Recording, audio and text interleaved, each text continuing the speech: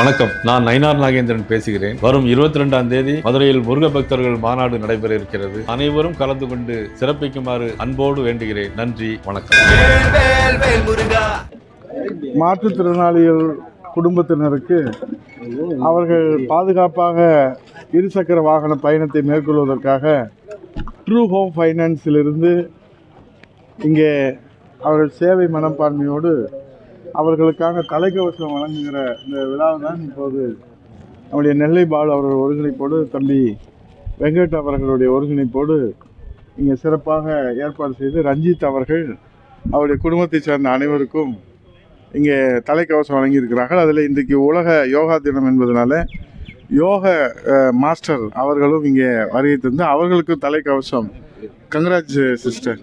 அவங்களும் இன்றைக்கு மாணவிகளுக்கு குழந்தைகளுக்கெல்லாம் இந்த யோகா அவர்கள் கற்றுத்தருகிறார். ஏன்னா உலகத்தில் யோக கலை கொடுக்கக்கூடிய வகையில் வாங்க நீங்கள் வந்து நின்றுட்டு அப்படியே இருக்கு. நான் அப்படியே நின்றுட்டு இவங்க தான் மாஸ்டர். இன்றைக்கு உலக யோகா தினத்தில் குழந்தைகளுக்கு அந்த யோக கலையை அவர்கள் எளிய முறையில் கற்றுத்தந்து பேரும் புகழும் இன்றையோடு அவர்கள் செல்வாக்காக இருக்கிறார்கள். அவர்களுக்கு நம்ம அனைவரின் சார்பில் வாழ்த்துக்களை தெரிவித்து கங்க்ராச்சுலேஷன்.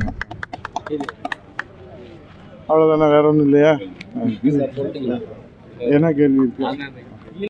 நேரடி கூட போனதுல இருந்து பேட்டி கொடுத்துருக்காங்க. அதாவது அமைச்சர் அந்த பதிவெல்லாம் எடுக்க முடியாது போனது சரிதான்ற மாதிரி பேசிட்டாங்க. இப்போ தமிழ்நாட்டில் உங்களுக்கு தெரியும் 39 இடங்கள்ல அகழாராய்ச்சி நடந்துகிட்டு இருக்கிறது. இதில் 33 இடங்களுக்கு அகழாராய்ச்சி செய்ய உத்தரவிட்டது அனைத்து இந்திய அண்ணா திராவிட முன்னேற்ற கழகத்துடைய அரசு. அம்மா இதுக்கென்று ஒரு குழு அமைத்தார்கள் அம்மாவுடைய ஆட்சியில். அதனுடைய தொடர்ச்சியாகத்தான் இந்த கீழடி நாம் அந்த அகழாராய்ச்சி தொடங்கப்பட்டது.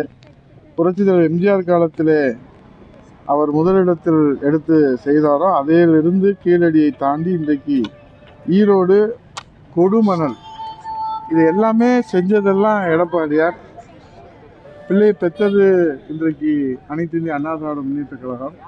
அதற்கு பெயர் சூட்டுகிற விழாவை மட்டும் இன்றைக்கு திமுக அரசு அதை பெயர் சூட்டு விழா நடத்தி கொண்டிருக்கின்றார்கள். ஆகவே இன்றைக்கு புரட்சித் தலைவர் எடப்பாடியார் எத்தனை முறை இங்கே வந்தார்கள் என்று பத்திரிகையாளர், மதுரை பத்திரிகையாளர்கள் உங்களுக்கு நன்றாக தெரியும். நேரடியாக உதயச்சந்திரன் அவர்களே உடன் இருந்து அதை எப்படி விளக்கி சொன்னார்கள், அதில் எப்படி புரட்சித் தலைவர் ஐயா எடப்பாடியார் ஆர்வம் காட்டினார்கள் என்று நீங்கள் பார்த்தீர்களானால், எனக்கு தெரிந்த வகையில் 4 ஆண்டுகள் ஸ்டாலின் இருந்தபோது கீழடிக்கு வந்ததும், புரட்சி தமிழைய எடப்பாடியார் 4.5 ஆண்டு காலம் முதலமைச்சராக இருந்தபோதும் அதிகமாக கீழடிக்கு அதற்கு எக்ஸிபிஷன் திறப்பினாலும் சரி, தலைமைச் செயலகத்திலிருந்து துவங்கி வைப்பதனாலும் சரி, நிதி ஒதுக்குவதனாலும் சரி, நேரடியாக ஆய்வு செய்வதனாலும் சரி, அதில் புரட்சி தமிழைய எடப்பாடியார் தான் முதன்மை இடத்துல இருக்கிறார் என்பதுதான் வரலாறு. எனக்கு தெரிஞ்சதை காட்டிலும் உங்களுக்கு நல்லா தெரியும், பத்திரிகையாளருக்கு நல்லா தெரியும். இப்போது அவர்கள் ஆட்சி அதிகாரத்தில் இருப்பதனால அவர்கள் அதை விளம்பரப்படுத்தி கொள்கிறார்கள்.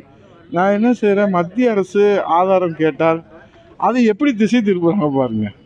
இப்போ நீ ஒரு பதில் தப்பாக எழுதியிருக்கடா அல்லது எப்படி இதை எழுதுன அப்படின்னு கேட்டால் உடனே ஐயோ நீ கேள்வி கேட்டாங்க.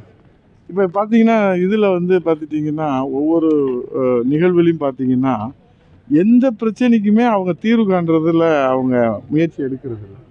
அதை திசை திருப்புகிற இப்போ இதில் கீழடி அகழாய்வு இது எத்தனை ஆண்டு, 1000 ஆண்டுகள் நம்ம சொல்கிறோம். இப்போ இதை யாராவது ஒருத்தர் சொல்லிட்டு போயிடலாமா? அப்படி அறிவியல் பூர்வமான ஆய்வை நம்ம அப்படி ஒப்படைக்க முடியுமா? எந்த ஆய்வாக இருந்தாலும் நான் தான் அதை ப்ரூவ் பண்ணணும். இப்போ நான் ஒன்று கண்டுபிடிச்சிருக்கிறேன்னா I have to prove it. இப்போ நான் ஒன்று கண்டுபிடிச்சி சொல்கிறேன், உலகத்திற்கே 10,000 ஆண்டுகளுக்கு முன்னாடி ஒரு ஜீவராசி இங்கே வாழ்ந்துருக்குது நான் ஒரு கருத்து சொல்கிறேன்னா அது அப்படியே மத்திய அரசோ மாநில அரசோ நீங்கள் பத்திரிக்கையாளர்களோ ஏற்றுக்கிற மாட்டீங்க. உதயகுமார் நீங்கள் எந்த ஆதாரத்தில் சொல்கிறீங்கன்னு கேட்பாங்க. இது மரபு. இது அந்த அடிப்படையில் நாம் என்ன வரலாறை நாம் எடுத்து சொன்னாலும் அதை ஆதாரத்தோடு சொல்லுகிற போது தான் உலகம் ஏற்றுக்கொள்ளும், அறிவு சார்ந்த சமுதாயம் ஏற்றுக்கொள்ளும், வருகிற தலைமுறை ஏற்றுக்கொள்ளும், வரலாறும் ஏற்றுக்கொள்ளும். அது ஒரு விவாதம் அல்ல. ஆனால் அதை பயன்படுத்தி ஒட்டுமொத்தமாக பிரச்சனையை திசை திருப்பி ஏதோ கீழடியை இவர்கள் தான் கண்டுபிடித்ததை போல ஒரு மாய தோற்றத்தை ஏற்படுத்துவதை தமிழ்நாட்டு மக்கள் ஏற்றுக்கொள்ள மாட்டார்கள். எங்களுடைய பங்களிப்பை இன்றைக்கு அவர்கள் மறைக்க பார்க்கிறார்கள். இன்றைக்கு கொடுமணலில் தான் தமிழர் முதலில் இரும்பு பயன்படுத்துகின்ற தொழில்நுட்பத்தை தமிழன் 2500 ஆண்டுகளுக்கு முன்பாக கண்டுபிடித்தான் என்று ஏதோ இவர்களே கண்டுபிடித்ததை போல ஒரு முக்கிய செய்தியை சொல்லுகிறேன் என்று முதலமைச்சர் சொல்லிவிட்டு இரும்பின் வரலாறை பற்றி தமிழன் வரலாறை பற்றி சொல்லுகிறார். தவறு ஒன்றுமில்லை. அதை கண்டுபிடித்ததுக்கான முயற்சி எடுத்தது யார்? ஒரு பங்களிப்பு ஆற்றியதை இரட்டிடிப்பு செய்வது என்பது எந்த வகையிலே ஏற்றுக்கலாம்? இப்போ ஒரே ஒரு உதாரணம் சொல்கிறேன். இன்னைக்கு வள்ளுவர் கோட்டத்தை இன்னைக்கு திறக்கிறாரு ஸ்டாலின், 2வது முறையாக. ஏற்கனவே அது திறக்கப்பட்டது, மராமத்து செய்யப்பட்டு மேம்படுத்தப்பட்டு மக்கள் பயன்பாட்டிற்காக இன்னும் திறந்து வைக்கிறார். முதல் முறையாக திறக்கிற போது ஜனாதிபதி அவர்கள் திறக்கிற போது அவருக்கு அழைப்பு இல்லை, அவர் அதில் பங்கேற்கலை. அப்போ அவர் என்ன சொன்னார்? பெத்த பிள்ளையை வளர்த்து மணமகளாக மணமேடையில் இருக்கிற போது, திருமாங்கல்யத்தை பூட்டுகிற போது வெளியே தாய் நின்றால் என்ன மனநிலையில் ஒரு தாய் இருப்பாளோ அதே மனநிலையில் இந்த வள்ளுவர் கோட்டை திறப்பு விழாவில் நான் இருக்கிறேன் என்று அவர் சொல்லியிருக்கிறார். அதே மாதிரி தான் கீழடியை பெற்று வளர்த்த புரட்சி தமிழர் எடப்பாடியார் முதலமைச்சராக இருந்தார். இன்றைக்கு திருமாங்கல்யத்தை நீங்கள் பூட்டுகிற போது வெளியிலே இருந்து நாங்கள் பார்க்கிற அந்த தாயின் மனப்பான்மையில தான் அண்ணா திராவிட முன்னேற்ற கழகம். அகழ்வாராய்ச்சிக்கு 105 கோடி கொடுத்தீங்களா? டிஆர்பி ராஜா தெளிவா சொல்லியிருக்காரு, அதெல்லாம் மண்ணெல்லாம் அவங்க எல்லாம் கொடுக்கட்டும், எனது பணி இது போன்ற பணி தொடரும் இருக்காரு. அதே போல இவ்வளவு எடப்பாடியை பேசணும்னா இத்தனை பேர் எந்திரிச்சு வரவங்க போயிட்டு பிஜேபி அரசாங்கத்திட்ட பேசி, அமித்ஷா வந்த இடத்துல பேசி விளக்கம் பெற்று தந்திருக்கலாம்ல அப்படின்னு இதுக்குதான் இவ்வளவு விளக்கம். ஆனா கார்ட்டூன் போன்ற விஷயங்கள் தொடரும்ன்றாரு. அதுதான் நான் சொல்றேன். நீங்க தொடர்ந்தா என்ன அதிகாரம் அவங்க கையில இருக்குதுல்ல, ஆணவம் உச்சத்துல இருக்குது. ஆணவமும் அதிகாரமும் ஒருத்தருக்கே என்றைக்கு நிலைச்சதில்லை. அதான் அவங்க கவனம். நாங்கள் முறையாக சட்டத்தை மதிக்கிறோம், அண்ணா திராவிட முன்னேற்ற கழகம் சட்டத்தை மதிக்கிறோம். சட்ட ரீதியான அந்த புகார் மனு தெரிவிச்சிருக்கிறோம். நடவடிக்கை எடுப்பாருன்னு நம்புகிறோம். சட்டத்தின் மீது நம்பிக்கை இருக்குது, இவங்க மேலே நம்பிக்கை இல்லை. இப்போ நேற்று நீங்கள் புகார் மனு கொடுத்ததுக்கு உங்கள் உருவப்பொம்மையை கூட எரிச்சு அதான் ஆர்ப்பாட்டம் போராட்டம் பண்ணாங்க. அதான் அவங்க கையில் அதிகாரம் இருக்குது, காவல்துறை இருக்குது, உருவப்பொம்மையும் எரிப்பாங்க, எதை வேணாலும் எரிப்பாங்க.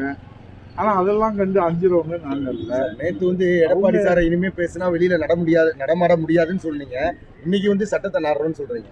சட்டத்தின் பிறகாக தான் நாங்கள் வச்சிருக்கிறோம். அவர் இது மாதிரி ஒரு நடவடிக்கைகளை தொடர்ந்து ஈடுபடுவது என்பது அவருக்கு அழகல்ல.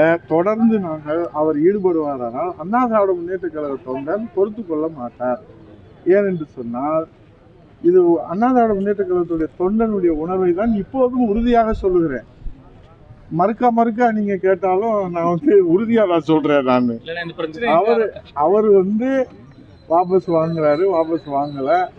நாங்க சட்ட ரீதியான இந்த அணுகுமுறையில இன்றைக்கு நம்பிக்கை வைத்து நாங்கள் கேட்டிருக்கோம். அவர் இல்லை வாங்க பார்த்துக்கிடலாம் அப்படின்னா அதுக்கு தயாராக தானே இருக்கோம். ஒன்றும் யாருக்கு யாரும் பயந்தது இல்லை. அண்ணா திராவிட முன்னேற்ற கழக தொண்டன் ஏதாவது தலைமை விமர்சிக்கிற போது வேடிக்கை பார்த்து கொண்டு இருக்கிற தொண்டன் அல்ல அண்ணா திராவிட முன்னேற்ற கழகம். அப்படிப்பட்ட தொண்டர்கள் நாங்கள் அல்ல. தலைமையை விமர்சித்தால், ஒரு முறை அவர்கள் விமர்சித்தால் 100 முறை நாங்கள் விமர்சிப்பதற்கு தயாராக இருக்கிறோம். அதற்கு முன்பாக நாங்கள் முறையாக சட்ட ரீதியாக நடவடிக்கை. நாளைக்கு நீதிமன்றம் போகிறோம். நீதியரசர் கேட்பார்ல, நீங்கள் எல்லாம் 32 வருஷம் ஆட்சியில் இருந்திருக்கிறீங்க, முறையாக நீங்கள் அதை அணுகுனீங்களான்னு கேட்பாங்கல்ல. நீங்கள் கேட்குற மாதிரி கேட்பாங்கல்ல. அதுதான் இப்போ முறையாக சொல்லியிருக்கிறோம். வாங்க பார்த்துக்கலாம் அப்படின்னா வாங்க பார்த்துக்கலாம், வாங்க பழகலாம் அப்படின்னா வாங்க பழகலாம், வாங்க பார்த்துக்கலான்னா வாங்க பார்த்துக்கலாம். ஆனால் எங்கள் தலைமை உயிரிலும் மேலான தலைவர் புரட்சி தமிழர் எடப்பாடியை பற்றி அவர் இன்னொரு முறை போட்டார் என்றால் விளைவுகள் கடுமையாக இருக்கும். அதை அவர் பார்க்கட்டும். எங்களுக்கு இருக்குல்ல, எல்லா வாய்ப்பும் இருக்குது. அவருக்கு இருக்கிற வாய்ப்பு நமக்கு இருக்குது. அவர் 75 வருஷ கட்சியில் 25 வருஷம் தான் ஆளுங்கட்சி. 52 ஆண்டு கட்சி அனைத்து இந்திய அண்ணா திராவிட முன்னேற்ற கழகம் 32 ஆண்டுகள் கட்சி. அதனால் புரட்சி தமிழர் எடப்பாடியாரை குறைத்து மதிப்பிட்டவர்களெல்லாம் களத்தில் தோற்று போயிருக்கிறார்களே தவிர இதிலையும் அவர்கள் தோற்று போவார்கள். அண்ணா திராவிட முன்னேற்ற கழக தொண்டர்கள் தான் வெற்றி பெறுவார்கள். மத்திய அரசு 2 கட்ட அகழாய்வு முடிவுகள் வெளியிடுது. அதுல இருந்தா பிரச்சனை தொடங்குகிறது. அதாவது 5 கட்ட அகழாய்ச்சி யார் பண்ணது?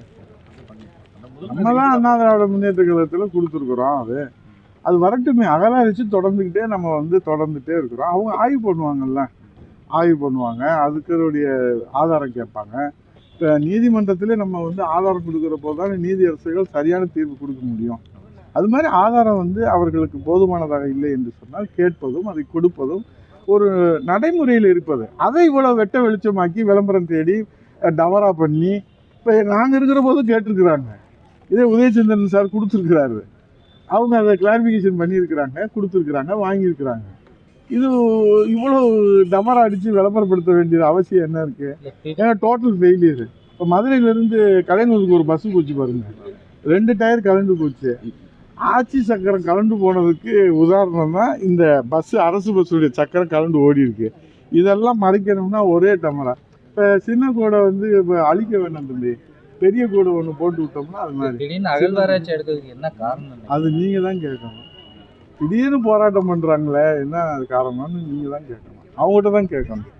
ஆகவே புரட்சி தமிழர் ஐயா எடப்பாடியார் எங்கள் உயிரிலும் மேலான தலைவர், 8 கோடி தமிழர்களுடைய நம்பிக்கை நட்சத்திரம், வருங்கால முதலமைச்சர், 2.5 கோடி தொண்டர்களின் காவல் தெய்வமாக இருக்கிற ஒரு விவசாயியின் மகனாக பிறந்து தன்னுடைய 50 ஆண்டு கால உழைப்பிலே முதலமைச்சராக உயர்ந்திருக்கிற உத்தமரை நீங்கள் பழிப்பீர்கள் என்று சொன்னால் அதை பார்த்து வேடிக்கை பார்த்து கொண்டு எங்கள் கை ஒன்றும் மாங்காய் பறித்து கொண்டு இருக்காது என்பதை மட்டும் எங்களுக்கும் காற்றும் அறிய தெரியும் என்பதை சொல்லி விடைபெறுகிறேன். நன்றி, வணக்கம்.